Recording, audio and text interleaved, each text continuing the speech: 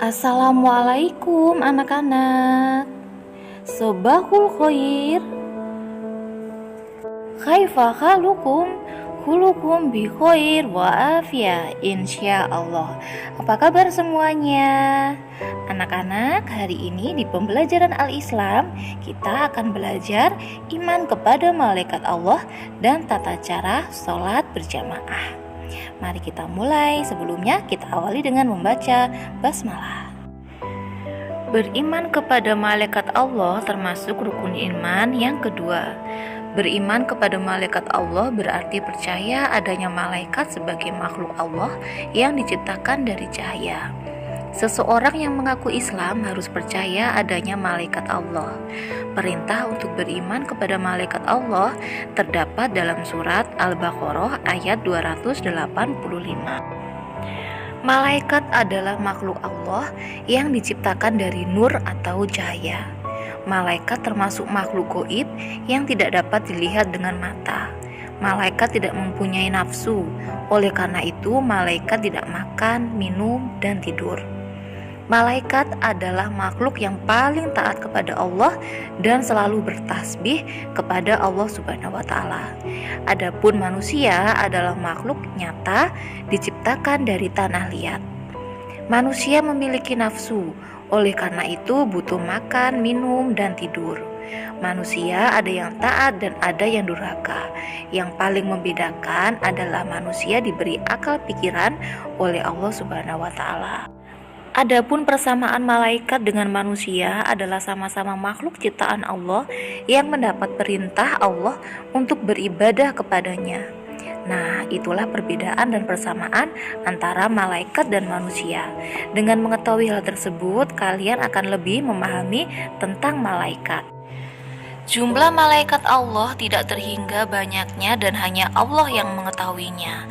Namun yang wajib diketahui nama dan tugasnya ada 10 malaikat. Siapa saja? Coba sebutkan. Ya benar, ada malaikat Jibril, Mikail, Israfil, Izrail, Rohib, Atid, Munkar Nakir, Malik, dan Ridwan. Adapun manfaat yang dapat kita peroleh apabila kita beriman kepada malaikat adalah meningkatkan keimanan kepada Allah Subhanahu wa taala, suka mendoakan kebaikan dan ampunan bagi orang lain, lebih taat dan tekun beribadah kepada Allah Subhanahu wa taala, dan lebih menjauhkan diri dari perbuatan dosa dan maksiat. Nah, itulah pelajaran tentang iman kepada malaikat Allah. Mudah-mudahan dengan mengimani adanya malaikat semakin memperkuat iman kita kepada Allah Subhanahu wa taala. Amin. Materi kedua yang kita pelajari hari ini adalah sholat berjamaah. Sholat adalah salah satu ibadah yang sangat dibutuhkan oleh hamba Allah untuk mendekatkan diri kepada Allah. Rasa dekat seorang hamba kepada Allah sebagai pencipta alam semesta akan memberikan rasa tenang dan damai di dalam dirinya. Ia yakin bahwa Allah adalah tempat segala makhluk bergantung dan berharap. Untuk dapat mendekatkan diri kepada Allah, Zat yang Maha Suci, tentu seorang hamba harus menempuh jalan yang telah ditentukan oleh Allah, yaitu dengan beribadah kepada Allah, terutama melalui ibadah sholat. Adapun tata cara sholat berjamaah adalah sebagai berikut. Simak baik-baik. 1. Setelah azan dan iqamat, salah seorang berdiri di depan menjadi imam dan lainnya menjadi makmum berdiri di belakang imam. 2.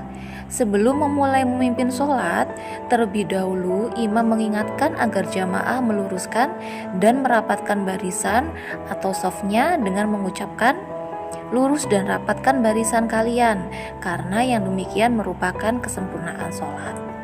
3. Imam memimpin sholat dengan mengeraskan suara ketika mengucapkan takbir pembukaan sholat dan takbir setiap perpindahan rukun. Sedangkan makmum mengikuti semua gerakan imam dengan tidak mendahului imam atau tertinggal dengan imam. 4. Imam mengeraskan bacaan surat Al-Fatihah dan ayat atau surat lainnya sesudah bacaan surat Al-Fatihah. pada rakaat pertama dan kedua dalam sholat maghrib, isya, dan subuh. Sedangkan makmum cukup mendengarkan dengan penuh perhatian tanpa ikut membacanya. Kita lanjut nomor 5. Pada akhir bacaan surat Al-Fatihah, makmum membaca amin secara serentak bersama imam dengan suara yang baik dan tertib. 6. Dalam sholat zuhur dan asar, imam tidak mengeraskan suara bacaan kecuali bacaan takbir, dan imam maupun makmum membaca dengan suara sir atau diketahui sendiri. Begitu pula dalam rakaat ketiga sholat maghrib dan rakaat ketiga dan keempat dalam sholat isya. Ketujuh, imam yang keliru ataupun kelupaan dalam bacaan dapat dibetulkan oleh salah seorang makmum yang tahu, yang berada di belakang imam. 8. Imam yang keliru dalam gerakan dapat diingatkan oleh makmum pria dengan cara membaca Subhanallah, sedangkan makmum wanita dengan sekali tepukan tangan.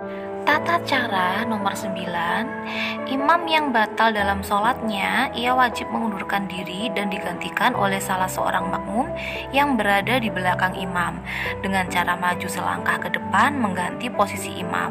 Dan terakhir nomor 10. Setelah selesai sholat berjamaah, imam maupun makmum masing-masing membaca wirid atau zikir dan doa serta tidak mengeraskan suara. Demikian tadi tata cara sholat berjamaah. Sekarang kita lanjut adab sholat berjamaah. Adab sholat berjamaah. Pertama, yang menjadi imam sebaiknya orang yang lebih baik atau fasih bacaannya dan memahami ketentuan-ketentuan sholat di antara jamaah sholat.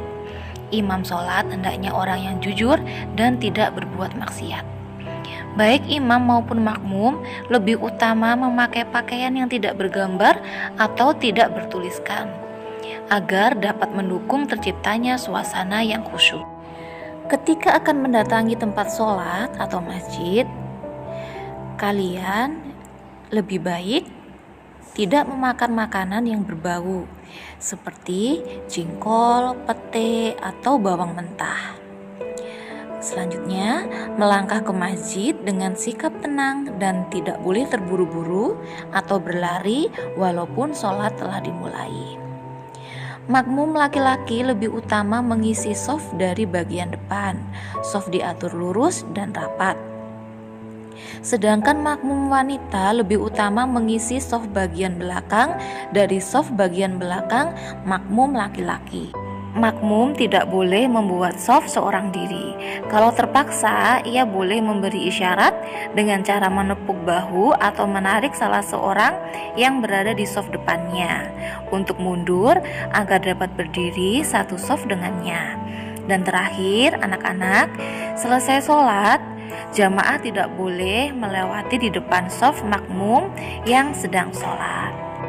Demikian tadi pembelajaran Al-Islam kita hari ini. Harapan Ustazah kita tidak hanya paham materi saja, namun kita juga mampu melaksanakan dalam kehidupan kita. Oke anak-anak, ingat pesan Ustazah, don't forget to pray on time, don't forget to obey your parent, don't forget to read Holy Quran, don't forget to study hard, and always be careful. Terima kasih atas perhatiannya. Wassalamualaikum warahmatullahi wabarakatuh.